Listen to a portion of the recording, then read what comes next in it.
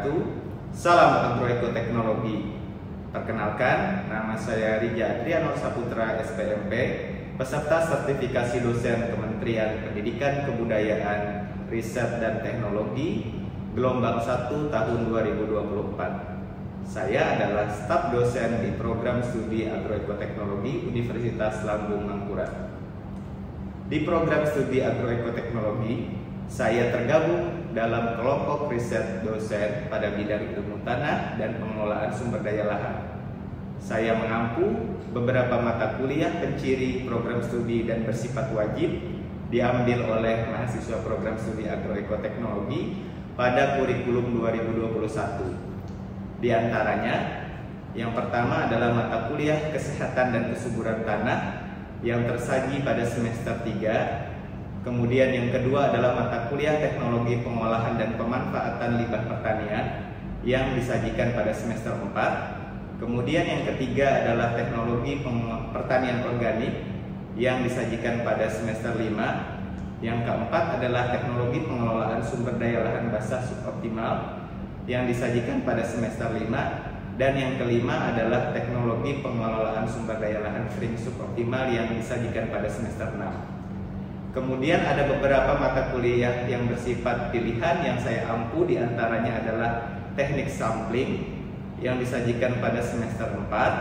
Kemudian ada mata kuliah pengelolaan hara terpadu yang disajikan pada semester 4. Kemudian yang ketiga adalah mata kuliah reklamasi lahan dan bioremediasi tanah yang disajikan pada semester 5. Yang terakhir adalah mata kuliah isu kekinian lahan suboptimal yang disajikan pada semester 6. Sebagai informasi, saat ini saya telah memperoleh 2 sertifikasi kompetensi dari Lembaga Sertifikasi Profesi Pertanian Organik atau LSPPO sebagai fasilitator pertanian organik tanaman dan operator pupuk organik. Pada kesempatan ini, saya akan menyampaikan mata kuliah teknologi pertanian organik yang disajikan pada kurikulum 2021 program studi agroekoteknologi. Mata kuliah teknologi pertanian organik dengan kode ELKB 3512 memiliki beban SKS sebanyak 3, yaitu 2 SKS tatap muka dan 1 SKS praktikum. Merupakan mata kuliah keahlian berkarya bersifat wajib bagi mahasiswa program studi agroekoteknologi yang ditempuh pada tahun ketiga di semester ganjil, yakni secara ideal mereka bisa mengambil pada semester 5. Adapun pokok bahasan pada mata kuliah teknologi pertanian organik membahas tentang yang pertama, pentingnya pertanian organik untuk masa depan. Pada bab tersebut, mahasiswa diberikan pandangan terkait dengan dampak positif pertanian organik bagi lingkungan dan manusia. Kemudian bab berikutnya adalah pengelolaan tanah secara berkelanjutan dalam pertanian organik. Pada pokok bahasan ini, mahasiswa dikenalkan dengan konsep sustainable soil management agar tercapai hasil produksi yang menguntungkan secara ekonomi dalam jangka panjang. Kemudian bab yang ketiga adalah biofertilizer. Mahasiswa dikenalkan dan diberikan keterampilan dalam memproduksi pupuk hayati. Kemudian bab keempat adalah teknologi pengomposan. Mahasiswa dikenalkan dan diberikan keterampilan dalam memproduksi kompos. Bab berikutnya adalah pengaturan pola tanam dalam pertanian organik. Mahasiswa dikenalkan berbagai macam pola tanam dalam sistem pertanian organik. Dan bab keenam adalah teknologi pengendalian hama dan penyakit tanaman dalam pertanian organik, di mana di bab ini mahasiswa dikenalkan dan diberikan keterampilan berbagai teknik pengendalian hama dan penyakit tanaman dalam pertanian organik. Kemudian bab ketujuh adalah keterpaduan dalam pertanian organik.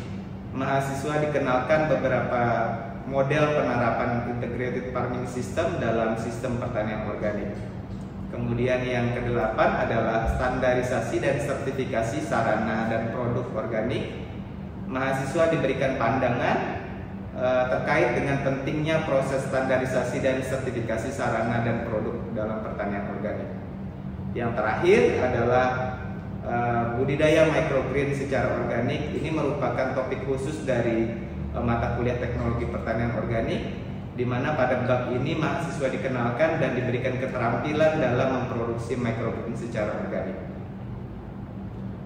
Adapun CPL program studi yang dibebankan pada mata kuliah teknologi pertanian organik ini yaitu yang pertama adalah CPL 2 yang isinya adalah mahasiswa mampu memahami prinsip dasar pertanian termasuk pengelolaan tanah, pemupukan, pengairan, perlindungan tanaman, genetika tanaman, dan manajemen hama serta menerapkan pengetahuan ini dalam merencanakan dan melaksanakan praktek pertanian yang berkelanjutan.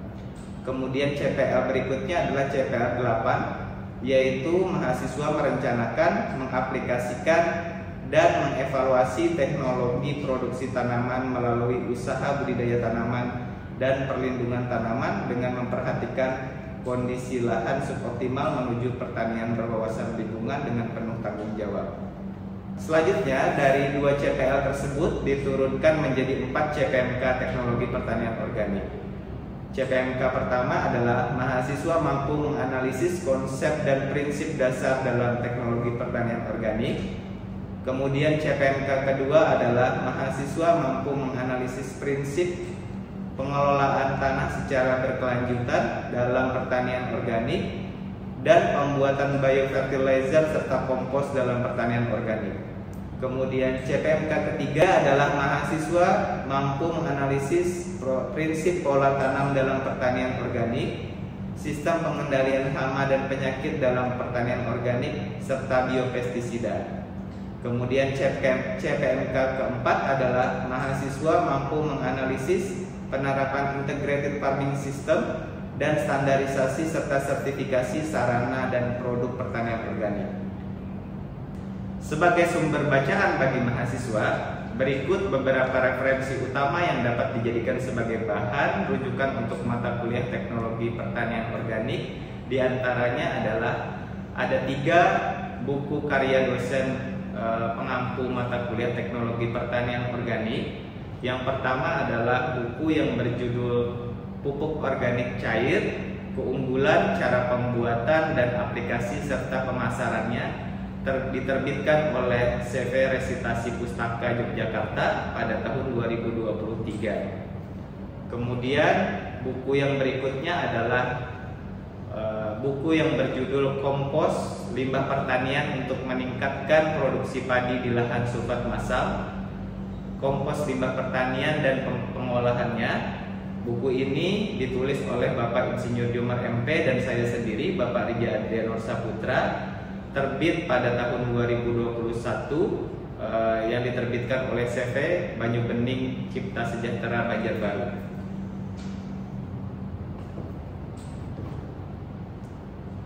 Kemudian buku yang ketiga adalah buku yang berjudul Teknologi Pertanian Organik. Buku ini ditulis oleh Bapak Insinyur Jomar MP dan saya sendiri, Bapak Rija Adrianur Saputra, diterbitkan oleh Inteligensia Media Malang pada tahun 2018.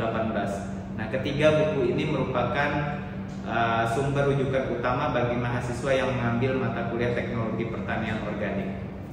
Yang berikutnya adalah buku yang berjudul Pertanian Organik, Suatu Kajian Sistem Pertanian Organik Terpadu dan Berkelanjutan. Buku ini ditulis oleh Nur Hidayati et al. Pada tahun 2008 yang dapat diakses e-booknya melalui internet. Kemudian buku yang kelima adalah Sutanto pada tahun 2002 yang berjudul Pertanian Organik Menuju Pertanian Alternatif dan Berkelanjutan yang diterbitkan oleh Canisius Yogyakarta.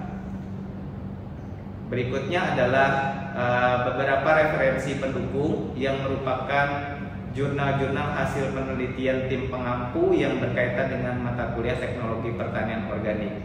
Setidaknya ada 12 jurnal yang sudah diterbitkan oleh dosen pengampu mata kuliah teknologi pertanian organik, baik itu jurnal nasional terakreditasi maupun jurnal internasional bereputasi. Nah, jurnal-jurnal tersebut dapat dilihat dan diakses melalui Google Scholar dari dosen pengampu mata kuliah teknologi pertanian organik. Mata kuliah Teknologi Pertanian Organik diampu oleh tim teaching sebanyak 4 orang. Topik yang diajarkan masing-masing dosen setiap pertemuan telah dirincikan dalam kontrak perkuliahan. Mata kuliah ini diterapkan secara luring atau tatap muka sebanyak 2 kali 50 menit setiap pertemuan selama 14 kali pertemuan. Metode pembelajaran yang diterapkan dalam mata kuliah ini yaitu menggunakan metode STAR, Student Teacher Aesthetic Rule Sharing, merupakan kombinasi antara metode Student Center Learning dan Teacher Center Learning. Serta metode berikutnya adalah Problem Based Learning ketika diskusi. Pemberian tugas dilakukan secara mandiri dan berkelompok. Penyediaan bahan kuliah dalam bentuk file PowerPoint, buku ajar, membuat jurnal review, dan browsing jurnal-jurnal online juga dilakukan untuk mendapatkan gambaran perkembangan teknologi pertanian organik terkini. Bahan-bahan ajar tersebut telah tersedia dan dapat diakses dengan mudah oleh mahasiswa yang mengambil mata kuliah Teknologi Pertanian Organik melalui LMS ULN Simari pada e-learning. Evaluasi pembelajaran yang dilakukan dalam mata kuliah ini yaitu dengan penilaian otentik, diantaranya adalah kuis, yaitu nanti akan ada post test di beberapa pertemuan. Kemudian yang kedua adalah tugas mandiri terstruktur. Yang ketiga adalah presentasi tugas kelompok. Kemudian yang keempat adalah ujian tengah semester. Yang kelima adalah ujian akhir semester, dan yang keenam adalah praktikum. Adapun bobot masing-masing metode penilaian pada mata kuliah Teknologi Pertanian Organik ini secara terperinci disajikan pada RPS Teknologi Pertanian Organik dan kontrak perkuliahan yang ditandatangani oleh koordinator pengampu mata kuliah dan perwakilan mahasiswa yang mengambil mata kuliah Teknologi Pertanian Organik. Baiklah, untuk selanjutnya saya akan menunjukkan laman e-learning yang dapat diakses oleh seluruh mahasiswa yang mengambil mata kuliah Teknologi Pertanian Organik. Berikut ini adalah laman LMS Simari pada e-learning yang dapat diakses oleh seluruh mahasiswa yang mengambil mata kuliah Teknologi Pertanian Organik. Nah, ini adalah bagian halaman depan. Kemudian berikutnya adalah deskripsi mata kuliah, capaian pembelajaran mata kuliah, kemudian ada referensi utama dan pendukung, dan berikutnya adalah modul praktikum Teknologi Pertanian Organik dapat secara langsung diakses oleh mahasiswa.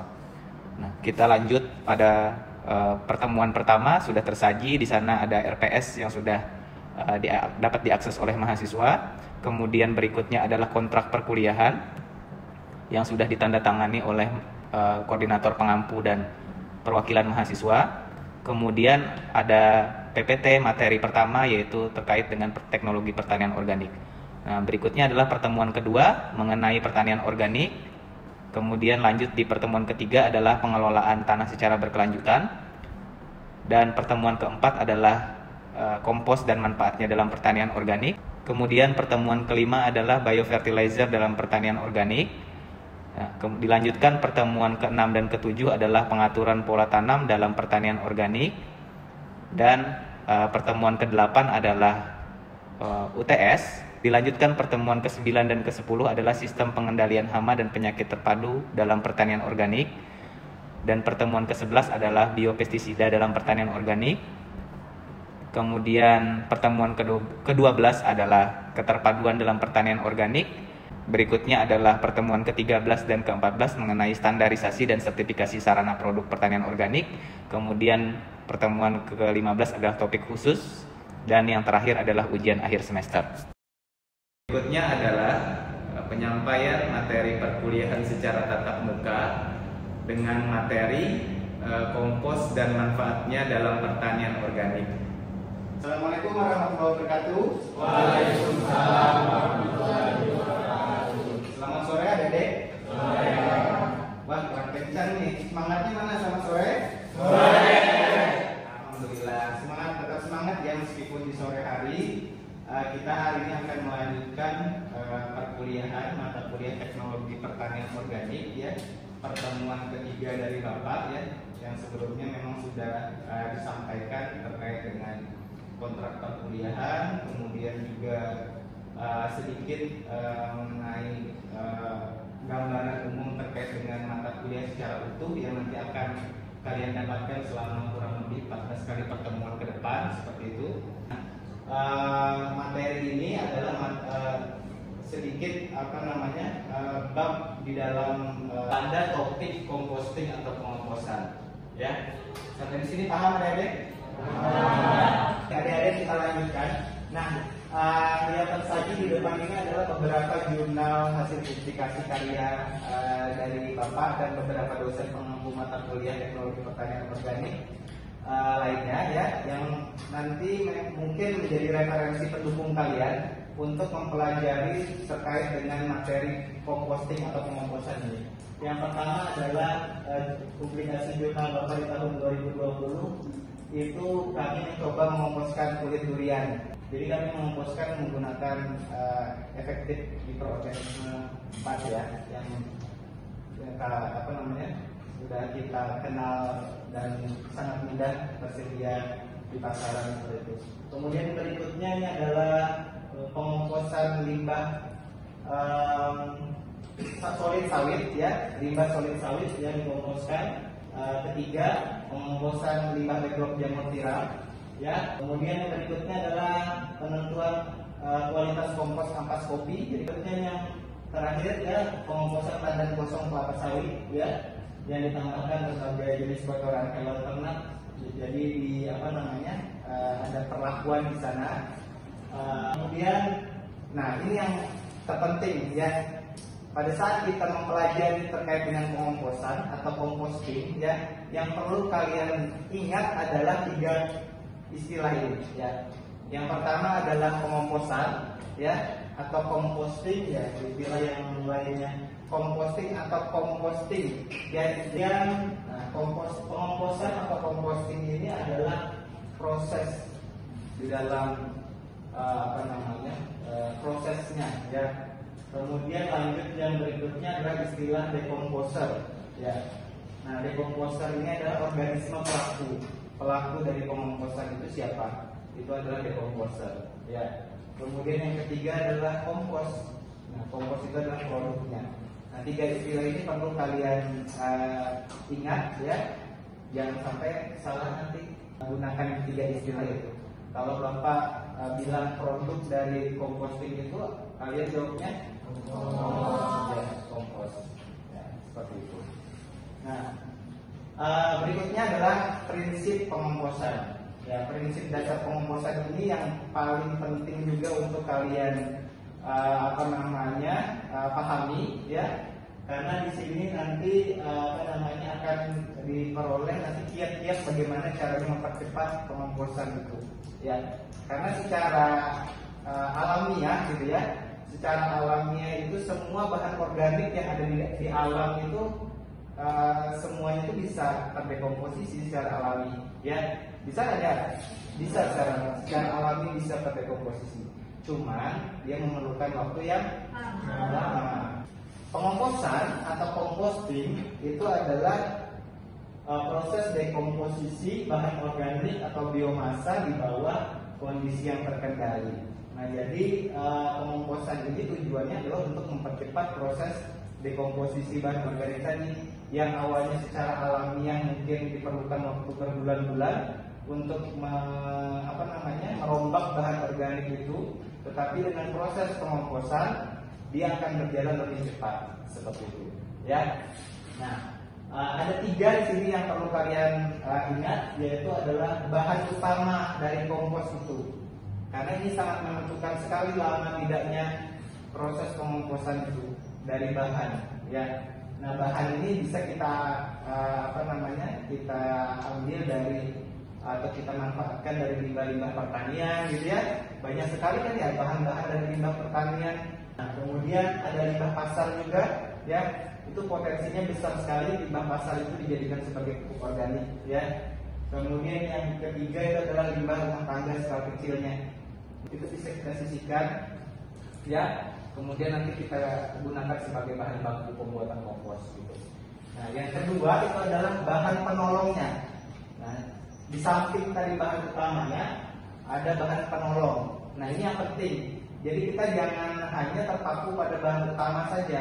Kalau bahan utamanya nanti hanya kaya akan nitrogen saja, kita nanti harus tambahkan dengan bahan-bahan penolong lainnya, ya. Nah, bahan-bahan penolong lainnya ini nanti bisa yang banyak memiliki kandungan nitrogen. Kalau nanti bahan utamanya kaya akan karbon, gitu ya, supaya nanti seimbang CN rasionya, ya. Kemudian yang penting adalah bahan-bahan yang mengandung mikroba, ya. Jadi nanti pada saat mungkin kita tidak menemukan dekomposer di pasaran, mungkin EM4 susah dicari, kita bisa menggunakan bahan-bahan alam yang memiliki kandungan mikroba yang berfungsi sebagai dekomposer seperti itu. Jadi jangan hanya terpaku dengan bahan yang sudah dijual di pasaran saja seperti itu, ya. Kemudian yang ketiga yang terpenting adalah lingkungan pendukungnya, ya. Nah, lingkungan pendukung ini seperti ukuran bahan, ya. Kalau nanti bahan baku itu ukurannya besar-besar, ya, kita harus perkecil supaya nanti proses pengomposan itu bisa berlangsung dengan cepat, ya. Kemudian yang kedua adalah kelembaban. Kelembaban harus dijaga karena di sana ada makhluk hidup, ya. Jadi kita harus menjaga kelembabannya supaya jangan terlalu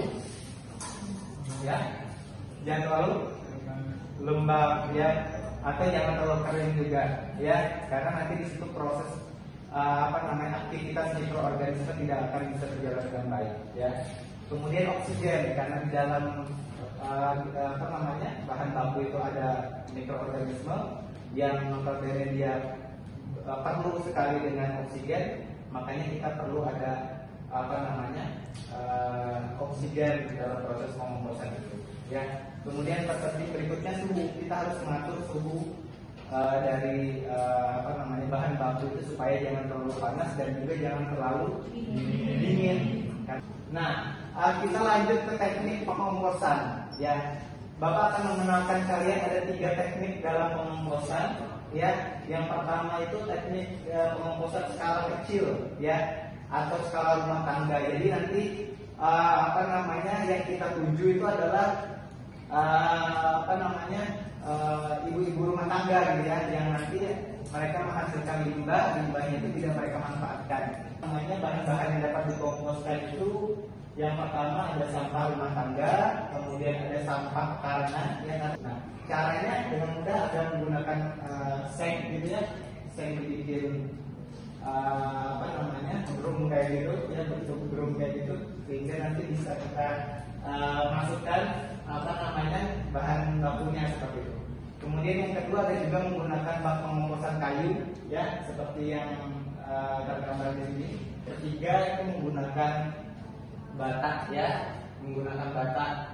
Nah, cuman yang menggunakan bata ini jangan sampai di bawahnya kita semen, karena kalau kita semen itu nanti akan air itu tidak akan bisa terserap di dalam tanah, sehingga nanti akan tertumpuk di dalam semen itu sehingga mengakibatkan proses pembusukan seperti itu, ya. Jadi lantainya tanah saja, jangan di semen atau jangan di bata, ya. Kemudian menggunakan drum bekas bisa juga digunakan, ya. Drum bekas itu bisa kita gunakan untuk teknik pengomposan skala kecil atau skala rumah tangga. Nah, ini ada contohnya, ya. Drum bekas juga bisa kita belah dua, gitu ya.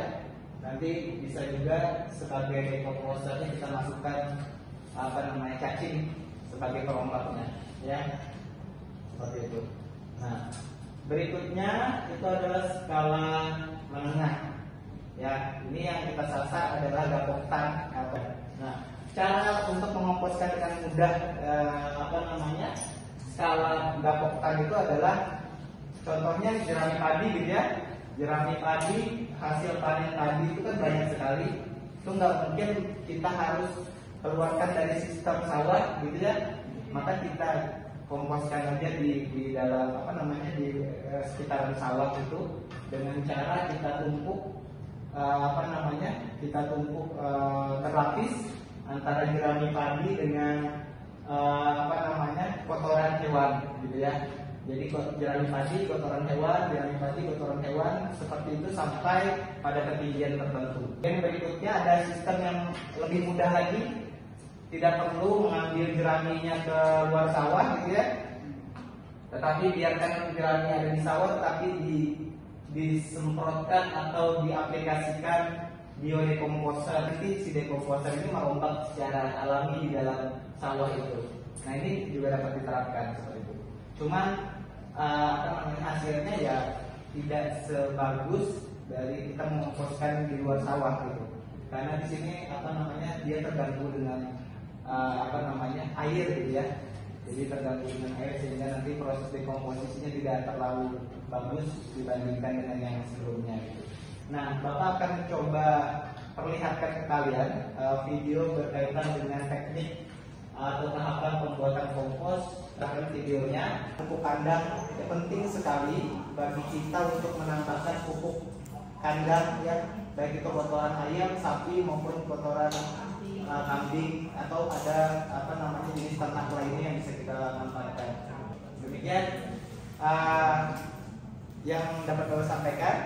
Seperti biasa, setelah akhir dari perkuliahan akan ada post test ya, Jadi tolong dikerjakan soal yang sudah disiapkan oleh Bapak pada e-learning kalian ya. Soalnya berupa multiple choice ya, silahkan dikerjakan. Nanti akan kita bahas bersama jawaban yang benarnya seperti apa ya. Silahkan. Oke, kita mulai membahas soal yang pertama dari penjelasan yang sudah Bapak sampaikan. Mudah-mudahan dapat ditangkap dengan baik oleh adik-adik sekalian, karena ini juga menjadi evaluasi buat Bapak untuk melihat bagaimana tingkat pemahaman kalian terkait dengan materi yang Bapak sampaikan ya. Nah, yang pertama ini adalah pertanyaannya di bawah ini merupakan cara yang dapat dilakukan untuk mencapai fase termofilik dalam proses pengomposan. Kecuali berarti cara yang salah ya. Cara yang dapat dilakukan untuk mencapai fase termofilik dalam proses pengomposan kecuali apa? A, B, C, D. Bagaimana? B. Ada yang B. D. Mengaduk dan menyiramkan air. Ya benar ya. Kenapa kira-kira jawabannya yang D? Berarti ini jawaban yang salah ya? Nah. Karena itu ada menyiramkan air, dimana yang seperti kita ketahui bahwa dengan adanya banyaknya air itu dapat mengganggu proses dekomposisi, sehingga saat proses pengomposan itu bisa menjadi busuk untuk komposnya itu karena kebanyakan air. Ya, karena terlalu banyak air tapi malah suhunya bukan meningkat tapi menurun. Ya benar sekali. Kemudian yang berikutnya, pengomposan skala rumah tangga dapat dilakukan dengan berbagai teknik, yaitu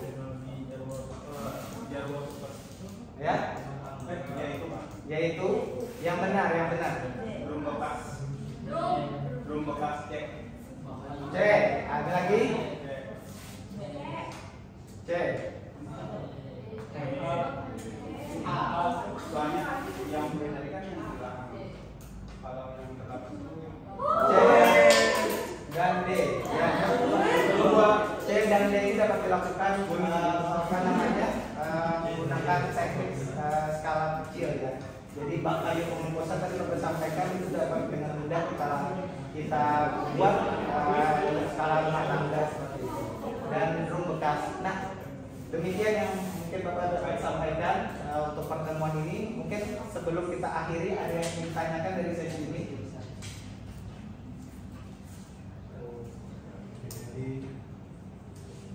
Tidak ada yang bertanya?